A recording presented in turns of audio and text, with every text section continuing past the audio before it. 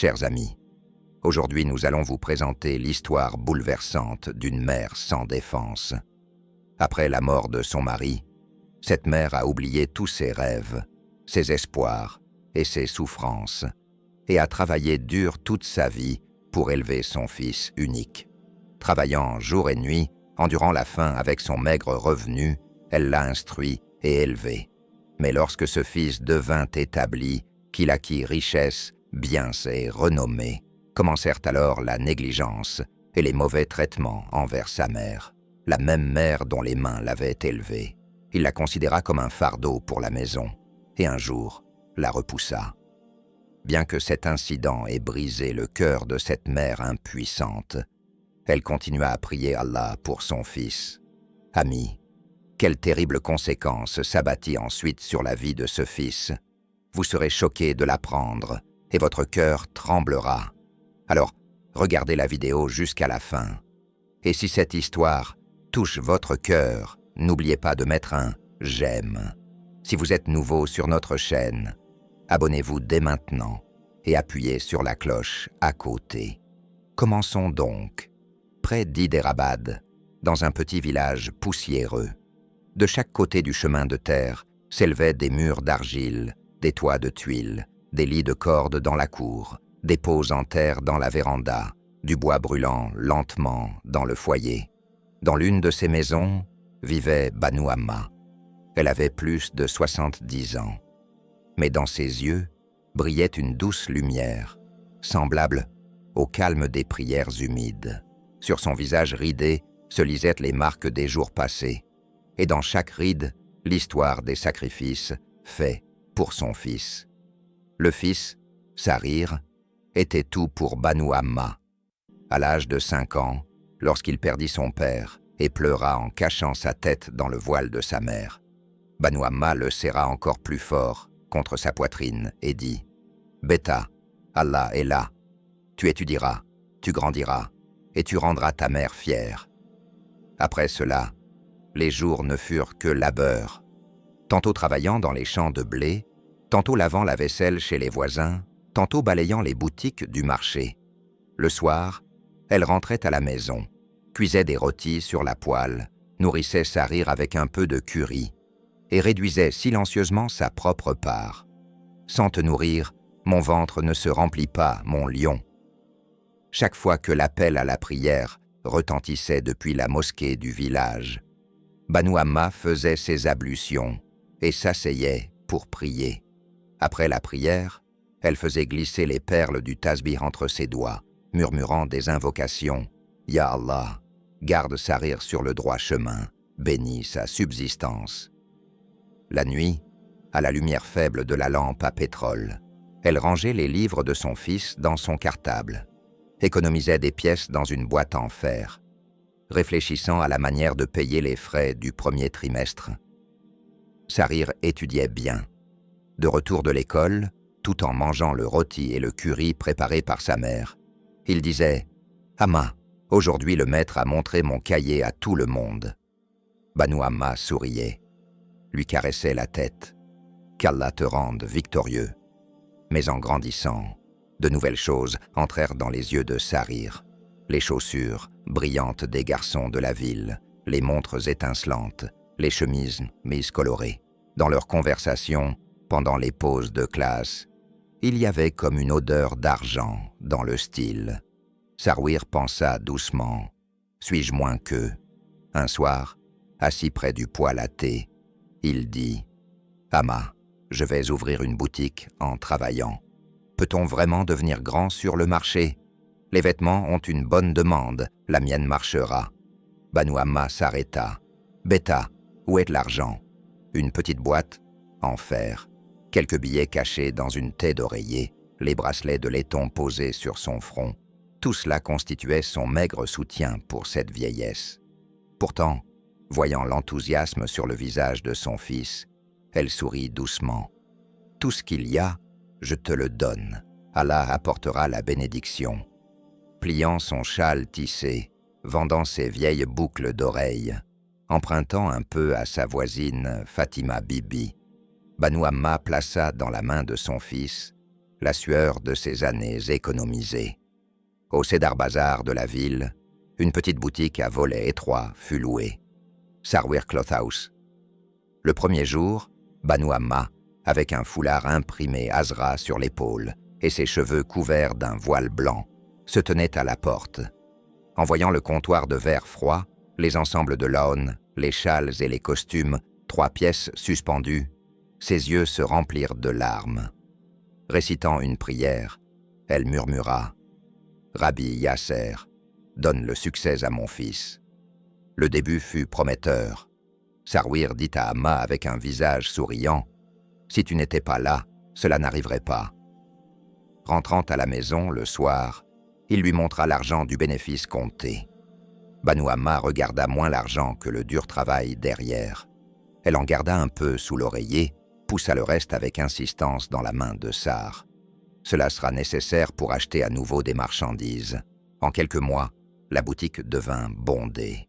Sarwir acheta peu à peu un nouveau téléphone portable, porta une montre ornée de pierres précieuses, échangea son djabba cousu contre un corta brillant et des chaussures en cuir poli.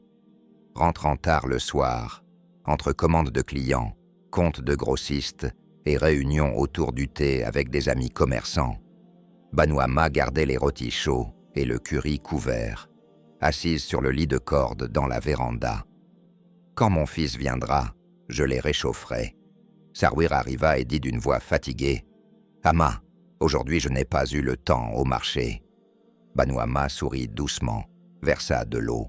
« Mange, puis lis 2 pages du Saint-Coran et dors. » Jour après jour, le commerce grandissait. Les anciens du marché commencèrent à appeler Sarwir un jeune homme d'affaires. Là, il fit la connaissance d'une famille respectable de la ville d'Hyderabad. On parla d'une fille au caractère calme, nommée Rukana. Les mots parvinrent aux oreilles de Banu Amma.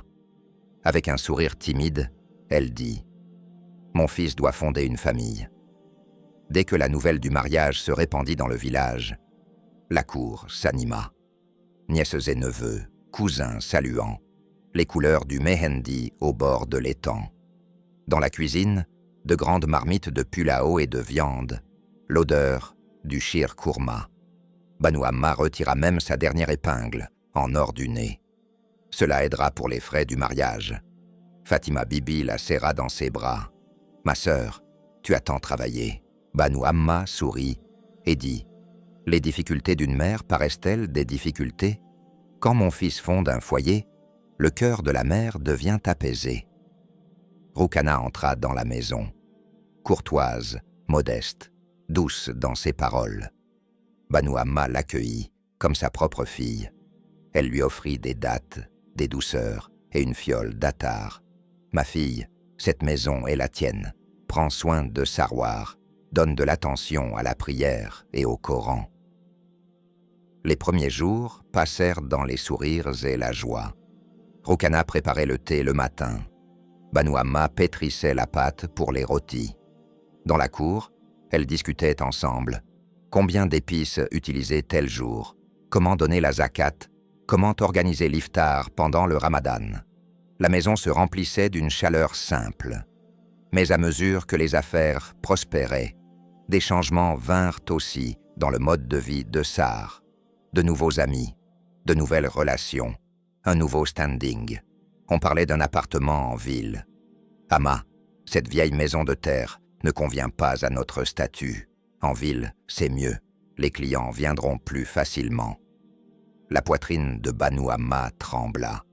Dans cette cour, Sarwir avait appris à ramper. Sur ce lit de la véranda, elle avait posé de l'eau sur son front pendant les nuits de fièvre. Pourtant, elle dit « Si tu es heureux, je serai heureuse aussi. Mais la maison d'Allah est ici. Cette mosquée, cet appel à la prière, cet air du village. Pourquoi tout quitter ?» Sar sourit légèrement.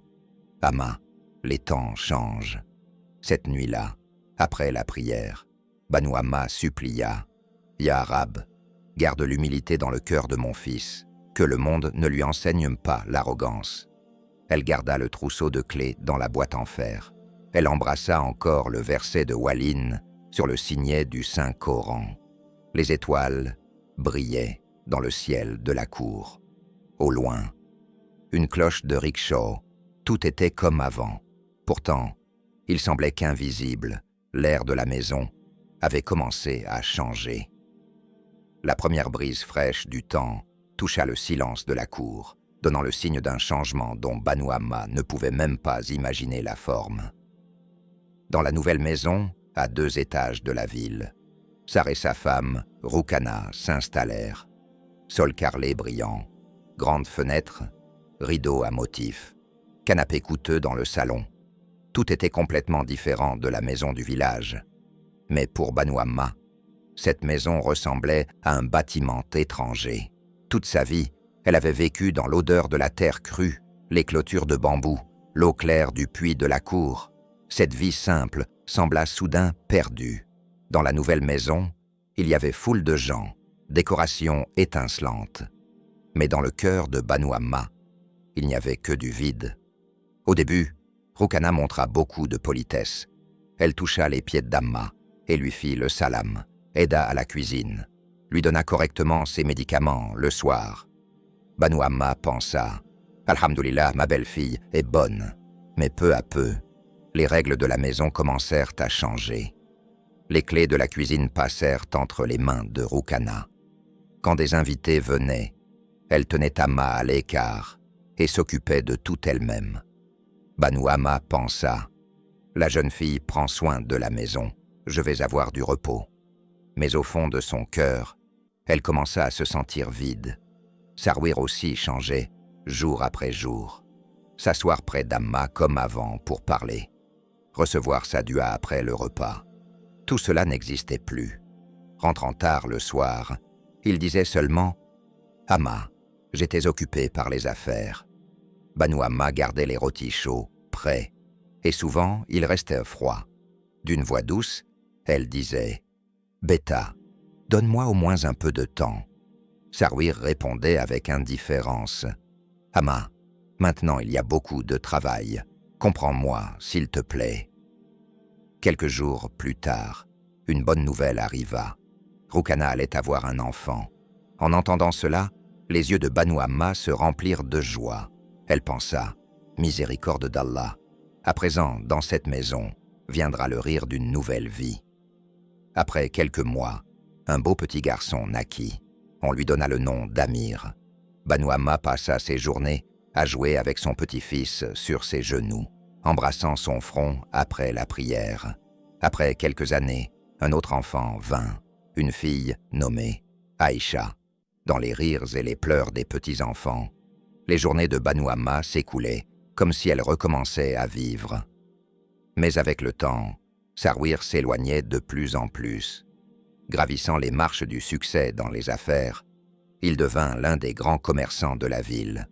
De nouveaux amis, de nouvelles réunions, des voitures, des vêtements coûteux.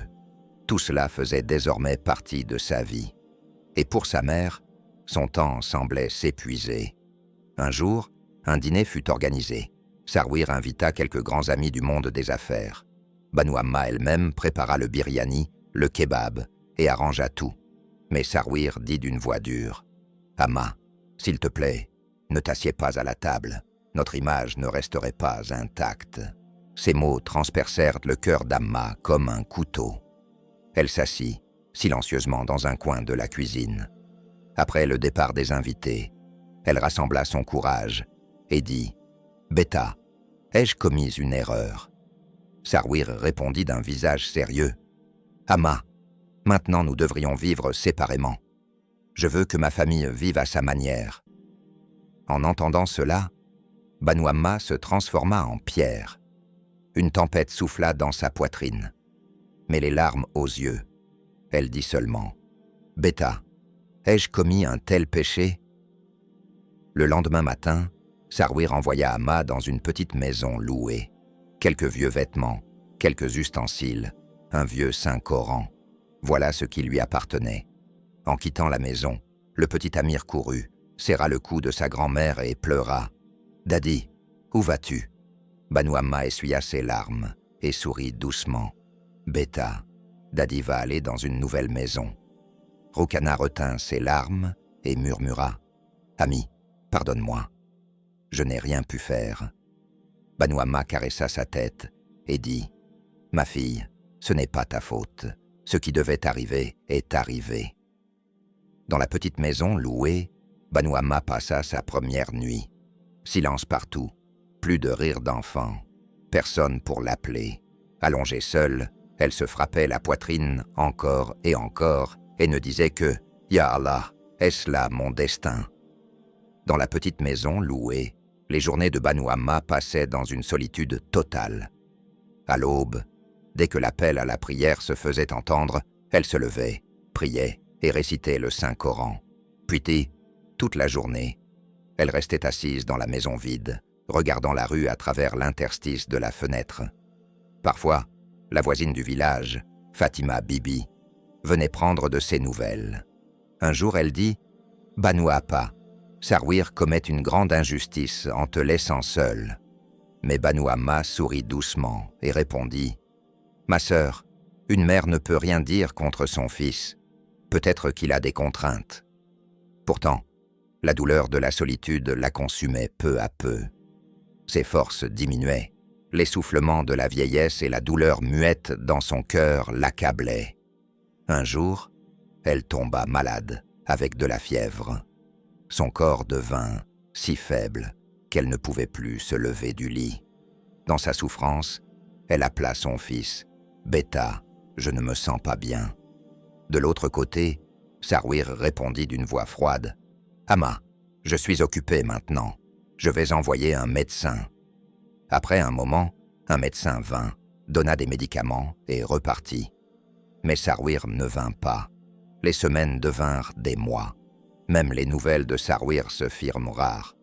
Parfois seulement par téléphone, il demandait « Amma, comment vas-tu » Et Banu Amma disait toujours les mêmes mots « Je vais bien, Beta ». Mais à l'intérieur, elle se brisait. Une nuit, soudain, une douleur intense commença dans sa poitrine. Tout son corps se couvrit de sueur. Respirer devint difficile. Elle n'avait plus la force d'appeler quelqu'un à haute voix. Allongée dans la chambre sombre, elle ne cessait de répéter le nom d'Allah. « Ya Allah, si mon heure est venue, pardonne mes fautes, mais guide mon fils. » Au matin, Fatima Bibi vint et vit que l'état de Banu Amma était grave. Elle courut prévenir Sarwir. Celui-ci arriva avec un peu d'agacement, comme s'il pensait que sa mère feignait. Mais le médecin examina et dit qu'il fallait l'emmener rapidement à l'hôpital. La situation était sérieuse. Banu Amma fut admise à l'hôpital. Des tubes et des fils furent fixés à son corps. Elle perdait connaissance encore et encore. Pour la première fois, Sarwir s'arrêta devant le visage affaibli de sa mère. Soudain, des scènes d'enfance apparurent dans son esprit. Comment sa mère le nourrissait sans manger elle-même. Comment, lorsqu'il avait de la fièvre la nuit, elle gardait un linge humide sur son front toute la nuit.